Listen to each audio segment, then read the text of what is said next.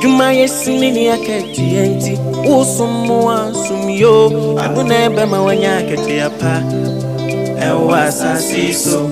Ewiasimu basum na wansum ye diye fanyina mase wansum bisa usum ye maketi yapo eni enijie di sompa die maketi yapa sompa die asasiso emenijie Sompa FM, Sompa TV, market yapo, Sompa die, MING.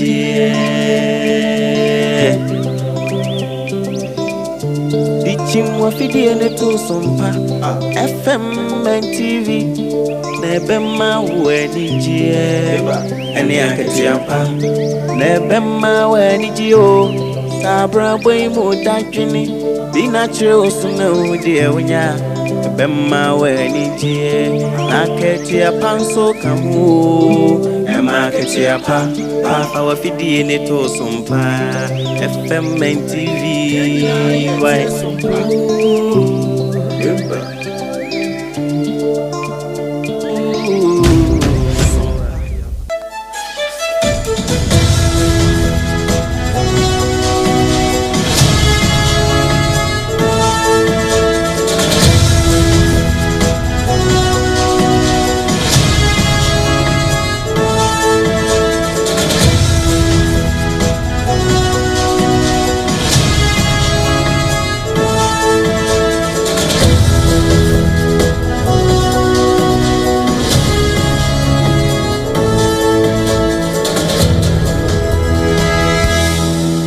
Abon nonsia aha eye Sompa 106.5 FM Accra Ghana de Shmaima yamamu nyina atwe ebraso se de nana KJC Company Limited anopa nonsia kasebo ene ede emamo no nana KJC Company Limited ko ba semprimo ton adansie ho niema ena ebo ye chido mama kasebo edimo sanso na secure sanitary pass eje na baba midimafo heba sentence so eje ne tata ena no achi ne time heba mission so ema no akwaba na ye kan mu se Sompa kasebo efri Sompa 106.5 FM Accra no esanso na me headquarters ewo Kumase eno eye Sompa 93.1 FM ewo Kumase hono anso eye Sompa wo mo fa wi na ayiko nso 100.9 Paris France nso Adamfo pa FM asom Takwa Sompa ye 101.1 Takwa de Sompa ye 103.3 Techiman Sompa eye 106.1 Sunyana Sompa ye 98.9 Enkranza Sompa ye 90.7 Doma Sompa ye 101.3 and decoder so Sompa FM live Facebook Sompa 106.5 FM Accra and YouTube live on Sompa FM live website www.sompaonline.com and some of the summon of the Makutino Ebini. I'm gonna so drop was a photo on a mobi Amari Besibia I won't put one more ashinina. On Penny His Excellency John Dramani Muhammad Yabasubo Abma Bumprugu or Hinepong our woman. Minority war my gun and rush of the fields were jack at Rasa Samoa Domcasian Wakano Wamobo and you so. Now over 28 dun student Sembi Atuja. Sansuni Abako and Sanfo from Executive Director Adama Center for Environmental Management and Sustainable Energy one also Akasa what a Kokobobi and Maganafo. Yebekwamo na Pope Sun Sembia wadi to Jaffa Israel and the Palestine Kono Gazan Papresono Yede Atumanim and Sempika Wenum and the Desumo Sakasi Bo Ewo Sompa 106.5 FM Accra. Nana KJC Company Limited Akoba Simprimo Secure Sanitary Midima for Heba Center Time Heba Misha Womokaho and Akasieboy Edimo. Yeni de sumo pay eyeme Akosua Aboagye. Mene medoba. Akosua Adwoa Kodie Boatin.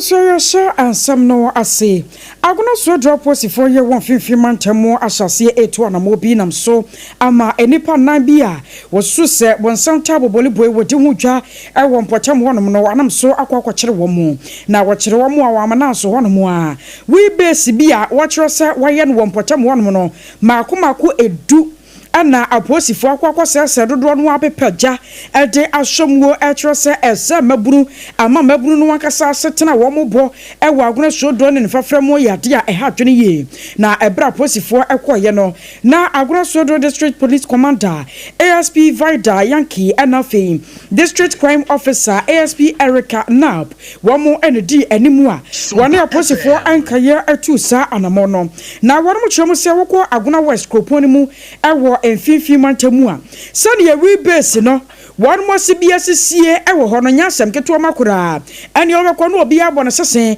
na mrantie a wo mu gumu so se bio won mu fie no enu ba bia wo bi won mo finhia no edu enwoche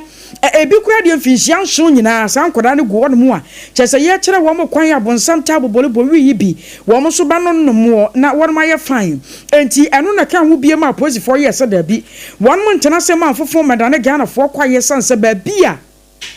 wa man ye pese ye kekere no di kokoduru ane ba bia mabunu no ye pese wo mo da ache kokoduru no se wo mo tena se ye nhwe han ya enuoma baje nsemo enti aka ho bi ma posifo aka won mo tambo ano etu anamon na wo mo kokoduru ye na se mrantie aka nkyena won ba se nan bi ho no wo mo de wo mo tumu se won ma che e wo mpotem wo no mo a chese we base wo no wo tumu se wo mo na keke nkoda ne ya won ma ba no e kire wo mo nuoma ani so kire wo mo kwan ye fa so a bonsam ta ye bobo bie enti won mo kire wo mo de ka ho ama geto sahodo ye wo be se dudie wa hire nyina awie kire dia de sede ato na nanam ahemfo wo mo ka bie wom atwesa aban no ko antume nkosa kun san sempanyifo se ba ko fon san so nyame ani kata nam so nti wo mo so nya bi mfam wasan ye be ya akoba sa posifo bo aboso sei se wo betu we base ase a nanam so di won mo nim die ebetai atwebie meka wo se na keje se company limited no pa no sia kase bo na wutie every Sompa Accra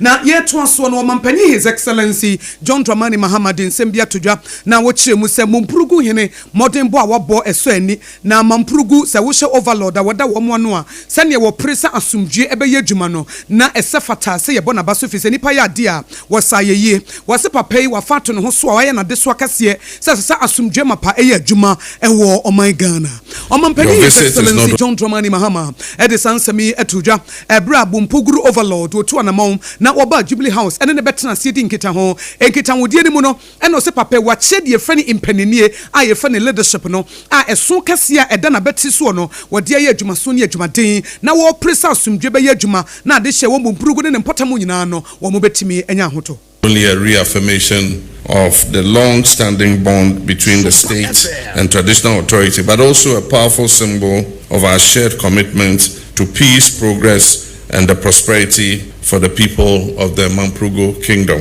and Ghana at large. Your Royal Majesty's leadership within the Mampurugu Kingdom and the broader Gbewa fraternity has remained exemplary. You stood tall as a beacon of unity, a guardian of cultural heritage, and an unwavering advocate for peace and unity across northern Ghana. Your continued engagement with the government through calls for enhanced security, improved social services, and establishing higher learning institutions demonstrates your firm belief in participatory development and inclusive governance. Mampanyi his excellency John Dramani Mahama ene kasa no kire mu se wo wani swade hunu bi ede na koma so adaache be adwuma ene se wo bete public university anasa suapon a eyo mankas oman ne dia e wo north east region. In this regard, I'm pleased to reaffirm that my government is actively working on the modalities for the establishment of a public university in the northeast region of our country. This is part of our broader effort to ensure equitable access to tertiary education for all our people in all parts of the country, and so that nobody will be left out. Eni yeti ye your mampanyi his excellency John Dramani Mahama na wo be wie kura no ena delegation abedwafo mo ba ye nyina so wo mo kasae eche mu se wo mani aso anamoto aban etuo se bambo ne asumdwe hu nsam ebetimi akoso ewo boko entokwamu. Your speech delivered during the visit reminded our collective hope and reaffirmed your unwavering commitment to the progress of the region and Ghana at large. We are deeply inspired by your government's focus on peace and security, recognizing that Without peace, our dreams of development will remain elusive. Your resolve to strengthen our national peace infrastructure, and support traditional solutions to conflict, especially in the Boku conflict, is commendable and assuring. We mampugru abedwafo a womu tu shi na womu tu fanso okore be pieye e wo Jubilee House ene mampanyi be hia no ene omde sansemi etu dwaye nso so mpaka sebo e de atomo nim anro no ma be koso e wo magana ma hyebedwafie e bra majority leader Yero Mahama Yarega Asare Gina ya no watch se wo hwemu akwati abato mpeso so wore monyafo Ernest ya okumi ye na eboni dia na ye de late asoso no papa no wo firimu ya sebrei wo kwane bofo enchen na anya de was ye to aba ehoya by election no there was a mrashebedwafie one mutumi hwa na face speaker krampo declare na konya no say vacant nti was a mrashebedwafo na sempo no electoral commission ehwase na wode nhama pa egu akwam na asasam no apanyipa de kwato dwanam so madonkuma no wo munu ye kum won mati kwa pai adai a ebre wenya bre was a majority leader Yero Mahama Yarega Asare Gina simpie so no kan sam wo kyesa na asa ya wo won mo famu no wande wonche binti wo sore yare so wo de wope Bible no so waka wose de wo so ni nsudie wo de yawo eni ni yawo ejinei won monyafo Ernest yawo kumi wo firimu a na se na kira sam sei ena wo se dom kase won mo kan wona na dom kuma no so mai mo so de fie no sei ena nkomo no ekoi ena ye de abu speaker of parliament na eye ya rewo say di abema Ernest kumi ewo ya na parliament na edonkumano da dani chinchina yankoye ba elections ewo apotia oka and the speaker of parliament kacha o say emra kwamu ne mra hyehyeye mu no e wose abusua no ebe parliament amane officially no mo be invite yes abrantie ewu esanse ofiri wo yo bi de hye wajayire ene ma nanso yenua a wada edom panyin no anu of parliament se da ompene chinchina yankoye ba election ewa akwatia ye de yenim se MPP NDC yenye brother yi mo ye abusua ye nuafo nanso se na owu de ba ekanipa ye den ekom woni wodofo bi nya fine for wo wotimi ma wo ye den eye ba akona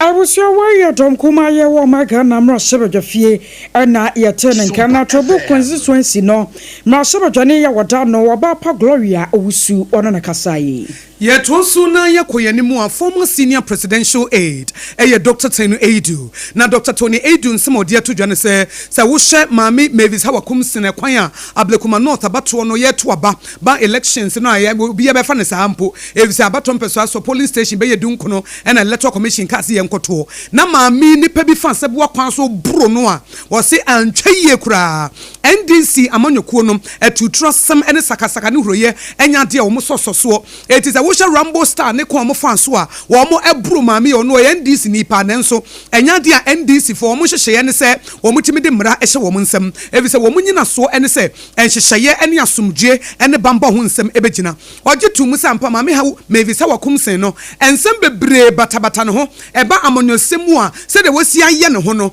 enema bebre asa pampam jene baby obeduru bia BBC de nanso na ensem fata se metwofo ne mrantie bi ne maba wa bi anasa mrantie a wo mabeti akati ekeka wo ho siani ekoye boni bia etisa I wouldn't say she should not have been there. She had the right to be there. But you see, the very personality and behavior of Hawakum is so provocative that she invites problems for herself. She acts like, how shall I say, a one-woman warrior. You know, not Yasantua, can never be Yasantua. Yasantua was a queen mother. She behaved in the strictest manner that was expected of a queen mother. But this one, a rabble rouser wherever she goes. But nonetheless, I don't think she deserved to be attacked. And I believe the government must do something about it in terms of identifying the culprits and bringing them to book. Any ye a Dr. Tony Edu, and maybe a chairman or senior presidential aide. Now, what was to be a man or to Mampany and him say, was Senada. Dear a see a to trust me, of course, why I was so western. Any one say a BC da ewa Ghana ha. 81 was said the Jumedia Cassia, Wabeshama Bamba Hunsam Ejina. 81 Kase history, ever repeating itself. The Echamun Ebisa Babesibium, it is Excellency John Dramani Mahama. What was so dear Cassia, Sawon for Ghana enko ujem, no Besha Ama Ghana Ejina, and one soon Jenny and Kase, will be a BBC and Untiensun Kwakoyebi. 80 years see ewa Blekumanotano, or no Dr. Tony Ejudie, what the Subo Ebabo NDC party no. Is history going to repeat itself? You see, the NDC, as a political party, has a greater moral responsibility. Not because it is now in power, but by virtue of its historical process of becoming, imbued with the principles of probity, accountability, and social justice. So, the standard of judging the performance of the government, especially of the NDC government, must be higher. Any a Dr. Tony Edu, our NDC ni Bamapa, and maybe a chairman or senior presidential aide, or no and a Kasaya Sompa Kasiebo, Yadia Sumo Anope.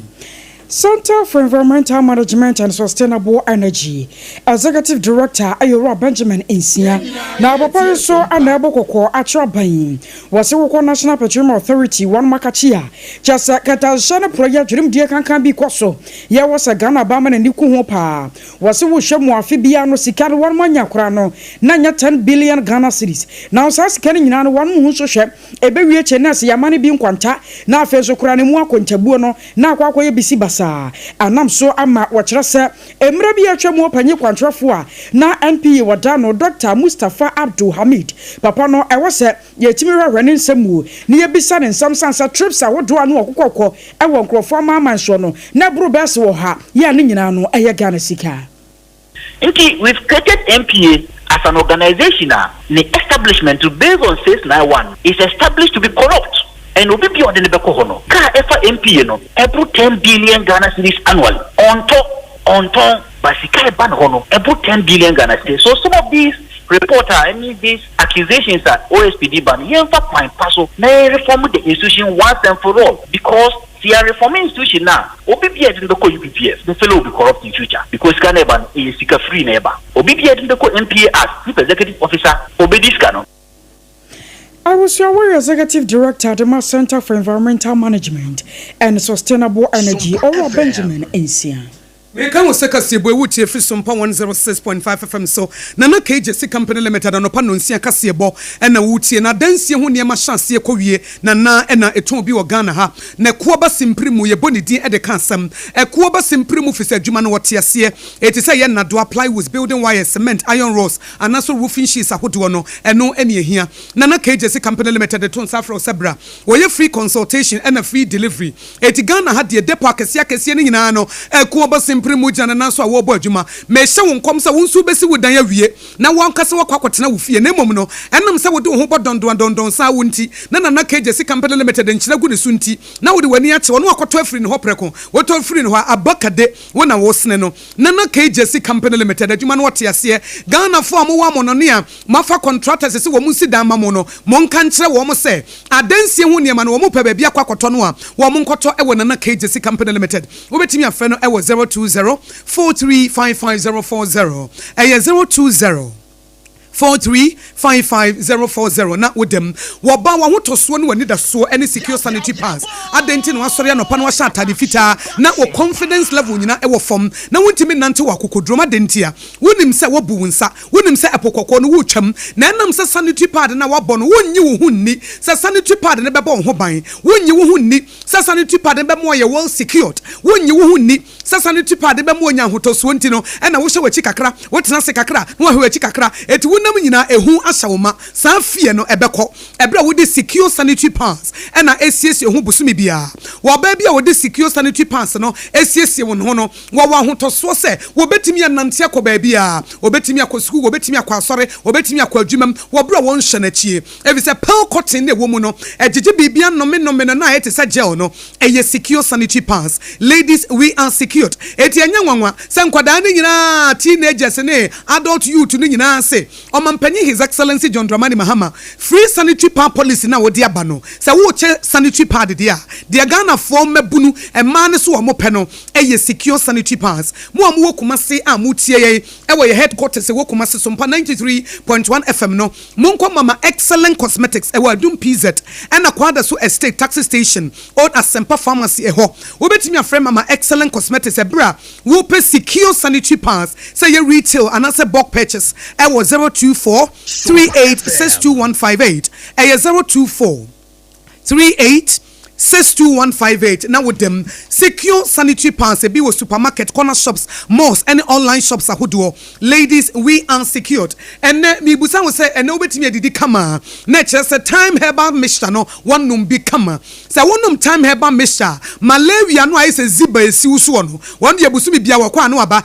me malaria no abo na de bo ho nsamra ne enye waniwu say nkrofo asore kwa adwuma no na malaria santontom anopheles mosquito kitwa we na waji wo nipadua boso na wo teso na wo bre enti num time herbal mixture malaria away wanumu ato away obi wo wo sore ya wo hunam bia wo de bia wo hunam ya wo ya de bia wo hunam ya wo ya oba wo kunu ba ho a me hunam ya wo ya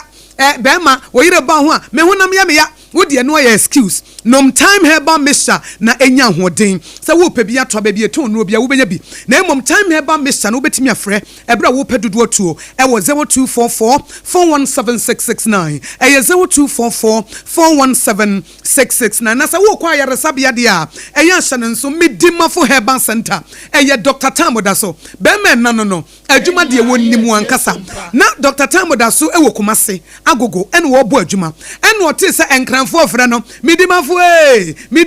bedi asemaye midimafo Dr. Tamoda so yase de wo de ye bape yare no wo de time to so with the time etoso ekasa he enu ochina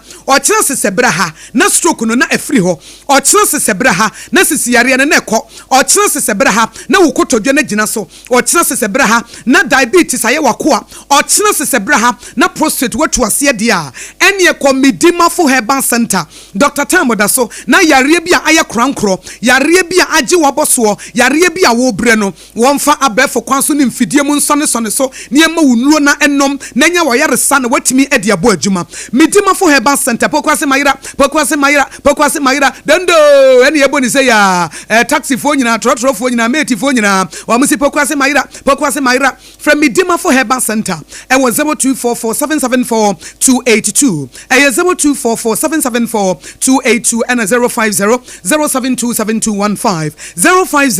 05007272215 and you me kwa ebo ye chidom no ye home so ye ba ye de dia kanyina ebeto so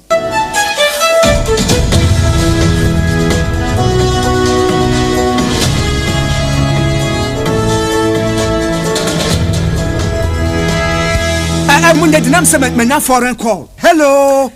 papa, what do bad to be a new? Se me feel London, echo US. Na no crowd wo kura from me bo mamania. Na papa mo hot say. Awurade aduma haboko. Na kujejesi, echo ba sempene mo. De woton adanse ho niam no nso. Wo hye ho de. Oh, wo hye ho. Echo ba, mesi wo bo aduma kura sre kane no a. Na wodro US won so manfo bo ndin sa na. Hey papa, US hakura de. Na kujejesi company limited agi ba bia. Wo Holland, Germany, France, Italy, London, Canada. Eba adanse ho niam dia. Obian se na kujejesi company limited. Na matese wo bie depo kese bi e wo kasoa. E ho na wo bia koto adanse ho niam. Na eye no kura papa. Oh, no kura pa. A police station in Chenhua. Hey, a kuoba sempre monono. Onye mereda. She, we kura no mi ensamua ene obi en foforo yawo. Ba ko abu akwase paase Kumasi. Ene ba ko so pokua se nkran ha. Obi ase na kodwogesi eye bemaba e wo dansi mu. Woton cement, iron rods, banding wires, and Adwoa plywood and just said about dance wo. Te se bibia e de hye e dansi ase de ko wie. Depo no nyina nso eye tufo bo. Wo du kuka mu a, wo de kodwa free. Akra we Akosua depo ene pokrasi de no kra to nchen a wosa wobu Akoteman Tantra Hill Iron City Amanfrom wosa bie depo kese so e wo Koshiman Kumasi sepase depo no kra da nchen a ebisu magazine road head office no wo bie depo kese so e wo da de ntam edwe no Ewra me pacho bra na me hwa de wo bag im bra aden ena nso biem time heba mixture ya me ka say yi ba akun ani wayi mi ensen bra sanya time heba mixture esia jimi ni mi fiefo enya dia baako ebeso yen we dia udi se ofa ni nyina time heba mixture me ka say me di one dance ya heaven ena de mekwa akopie enti se malaria we draw ne time heba mixture enye enunku o die nanum ato a wontimi ani die no time heba mixture duro no ena yema o oba a wafa afuro die o ma akoda nofo ene akoda woni mfie dumienu entimi num aduro yi bi se obeto aduro yi bi anoma hwe se wako hospital anase lab ame yehu se wo atridie malaria yi bi ansa se o petam heba mixture enu dudu atu a fo ani kire KNG Herbal Center ewo Emrom Abidjan House ana ba akoso wo atonsu Monaco Junction enu echi obenya bi atowo over the counter medicine sellers ene herbal shop dodo na emu Fre 0244 417669 kayo set time no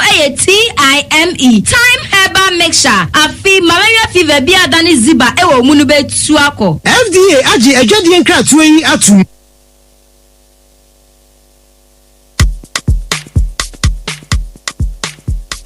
Kweku, minim se waye she.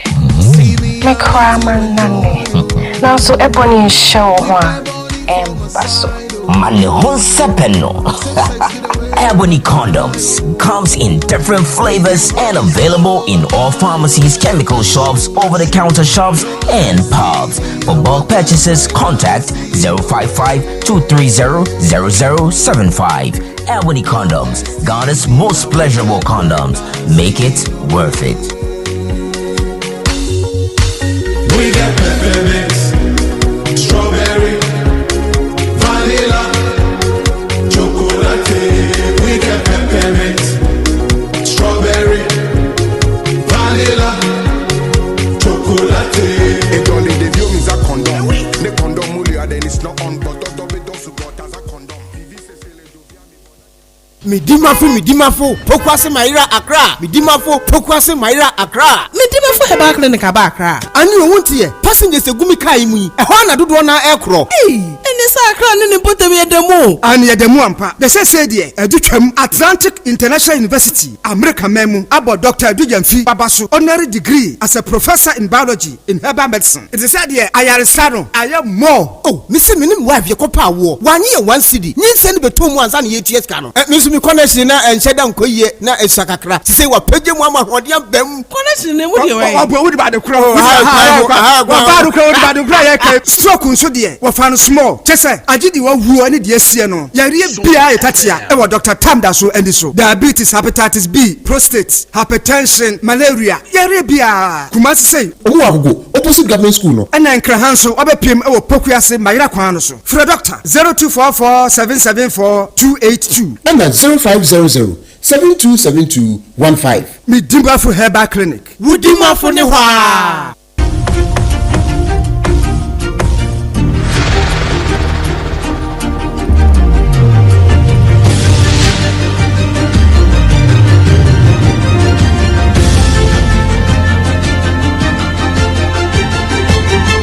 Sompa TV Emma Akituapa. Amakatua pampa busia damo seye toa ensem no eso na Israel ne Palestine tokwa no akwakwa se bola so gya ne hura na asanso amane muso ne yakasa yi Israel man wakwakoto akoraboa ama Roman asafo ya wagaza mpepre so no akwakwa no enipa miensa ana de hye bi mu asabre na womuwo na womo pre bombo ahon mo no emu miensa wonmo ye nyamedia na enkono ye wonmo ka won so no pra wonmo pra no anu akwakwa ye din ye papa anam so Poplio the 14th wono abamonchen so ababaka se trose afedia yeje ayeye pa wo basira sane ntokwa no wahyase na wo mu ana mane mu so e wo mu ana te akwakoda no Israel man hunu se anokwa wo mu yokofo ma bia ntumi ne wo no nkoma ne nyeye nam so nti wo mu nyantoboase na fei sane wo no se bia so jana no frasase bepem sese no wo no fa full stop ensituo anam so ama Israel panyipa ye hwenkofo ma won sam so diaba e trose wo mu kra de na nkenye wo mu tiri mu a ane won madwene mu se won batutuo anasa akodie bi amebewie kire kurampo a Roman asafo a ewo Gaza no akwa ana adehye bi ma won mo yare da yare sabia ho ebi mo pre nkwaje ebi mo pre bombo ne yate no won mo kwa firi won mo nsa anam so mo de chaw pakase pa ama Pope Leo the 14th say we de wo srada wo fama Roman asafo nyina da senya won mo kire mo po na won mo adwene no na so dumra bi ya na wasasa na eba se entokwa no se obi na hofra ba so na so akire no se nipa no won so nam wasa no se bia wonam ho kwa enam so nti wo mo de chaw pakase pa akode ama na so Pope say de akwaso no odi ho yawiye Kwantinti bia kopie kotia Sompa kasebo aye free Sompa 106.5 FM Accra no aha ene disie na enam ha no efa ye headquarters a ewo Kumase eye Sompa 93.1 FM ena Kumase hono anso ayiko FI ena Adamfo pa FM ewo Paris France takwa Sompa takura de tachiman Sompa sunyane Sompa Nkranza Sompa Doma Sompa omunyina FI ena decoder so eye Sompa FM Facebook eye Sompa 106.5 FM okwa wo like page ne no share ya kasebo brand so authentic news papa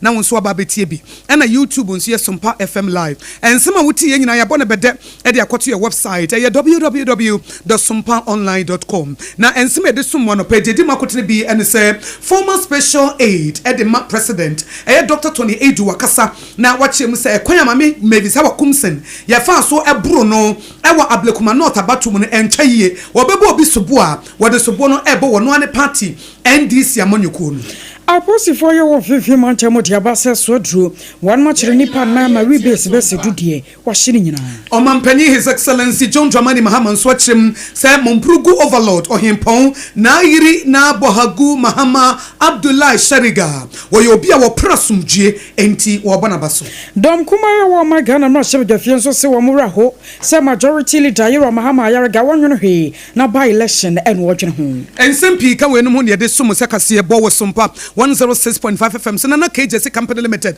waton adansie hu ne ma hyaase kwa wieye en na sese wodi wani chemi dimafo Herbal Center Dr. Time Daso eton safro se yade bia wodi mutenteman Time Herbal Mixture edro no nso so eboa etie no nso so ebetimi akoyi ankasa en na no achi no nso secure sanitary pass ema ya hotoso ene ye bambo no eno nso eginan ye ne de kaseboyi esomo no pay eyemme Akosua Aboagye ubetimi afremi Akosua nshira mene medoba Akosua Adwoa Kodie Boatin yada mu nyina se ye ba ye de Ghana today ebeba beto aso